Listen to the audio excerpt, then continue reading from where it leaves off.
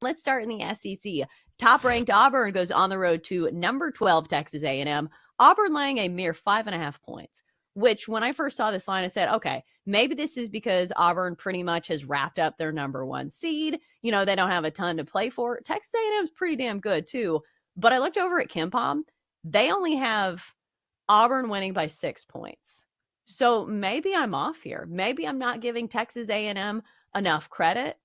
I don't know. Auburn's really good, and I feel like I have like a problem maybe betting against them, especially when the number is this low. So what was your first instinct when you saw this line? It was the exact same thought that you had, Chelsa. I thought 5.5, that's too small. But that seemed kind of like a fishy line to me because I thought it should be Yeah. more 6.5, 7. And you look at what Texas A&M has done lately, a whole lot of nothing.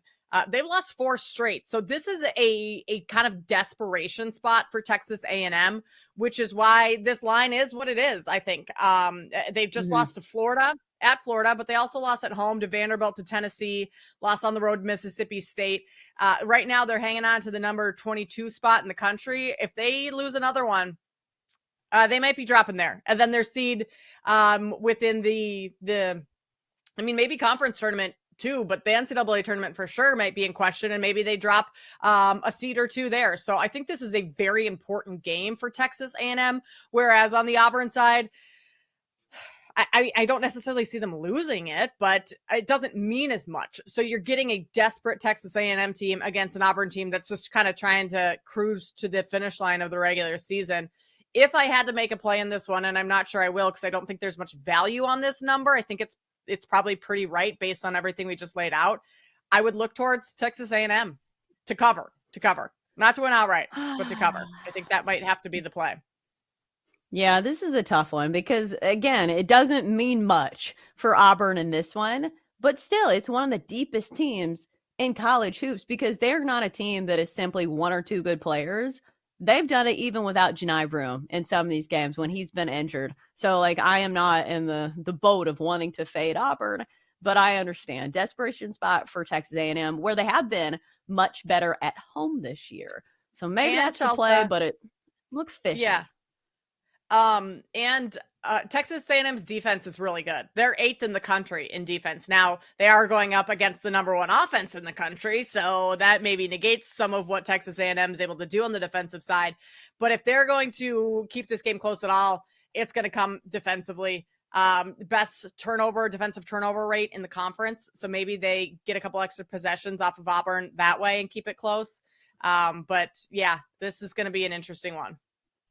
Yeah, we'll see how that one unfolds because here's the PSA that I'd have about trends. Like, it's very easy to look at some of these teams and say, hey, this team's lost 4 in a row. Wouldn't they just continue to lose games? No, it's not always the case. Yeah. We saw this. I made this mistake with Purdue, a team that looked like they were in absolute free fall. But what did they do? They got on the right side of things against a really good UCLA team, especially when these teams get to play at home. It's a big difference in these big conference games.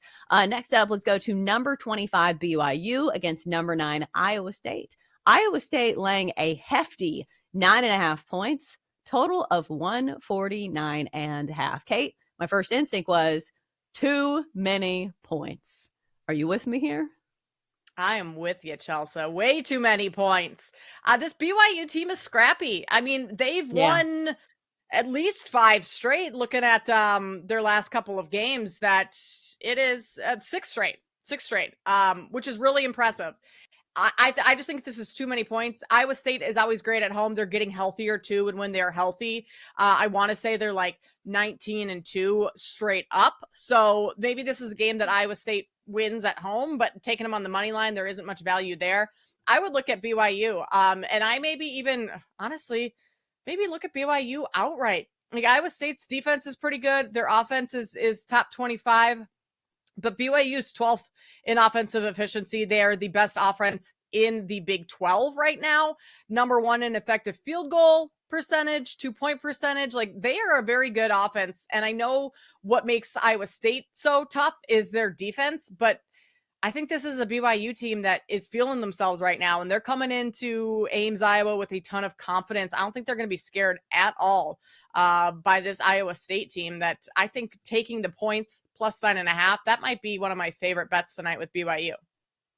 Yeah, I think this might make the card for me because looking at BYU, it just feels like a team that's been a little under the radar. A team that has won 6 straight and covered the number in all 6 of those games. Meanwhile, we talk all the time about how good Iowa State is at home because their outright record is pretty good, 15-1 when playing at home. But against the number, they're just 9-7 ATS, which is a far cry from that 15-1 mark. So when we're talking about 9.5 points, it just feels like too much for a team that's ranked in the top 25, who's been scrappy against some of the better teams in the conference. Like going toe to toe with Arizona, 96-95 on the road.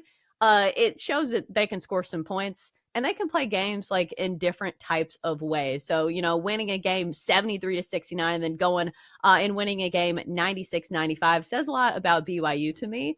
And again, it's a team that's hot. So I know Iowa State is good at home, but I'll take the points with BYU. Next up, let's go back to the SEC. Texas at number 25, Mississippi State. The Bulldogs laying 7.5, total of 151.5. Texas, my goodness. I don't know what's going on with them this season, but boy, are they not good.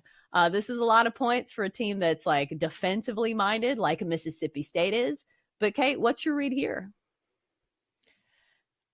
Texas has just been so bad this year. Oh, Their yes. their tournament hopes are kind of in jeopardy. I think they should be like a for sure bubble team, and they might even be a first 4 out if they can't win one of these games down the stretch. So again, this time of the year, it's desperation time for a lot of these teams that are hoping to get into the tournament but don't have aren't locked in quite yet based on their record. So I mean, I don't have a whole lot of faith in Texas, especially being on the road tonight. I don't really want to lay 7.5 though with Mississippi State. I think that's a little too much based on the effort level that I expect to see from Texas tonight, just because of that desperation. So I'm going to stay off this game completely, kind of lean towards Texas getting the points if I had to make a play though. Yeah, I have trouble backing any team that loses to South Carolina. Like they were favored Yeah. against South Carolina. And we talk about the SEC as the best conference in basketball. There are some teams that are not good. South Carolina is one of those. And now it's looking like Texas, a team that's lost 6 of their last 7 games. And 4 of those, they were favorites. So the market's been too high on Texas. I think the market maybe is still a little bit too high. Mississippi State, again, not a team that I really want to trust, but do you want to back Texas, a team that's 0-7 against the number their last 7 games? I think not. No. I feel like the momentum is not going in their favor. So not going to make the card for me, but I would lean towards Mississippi State laying 7.5.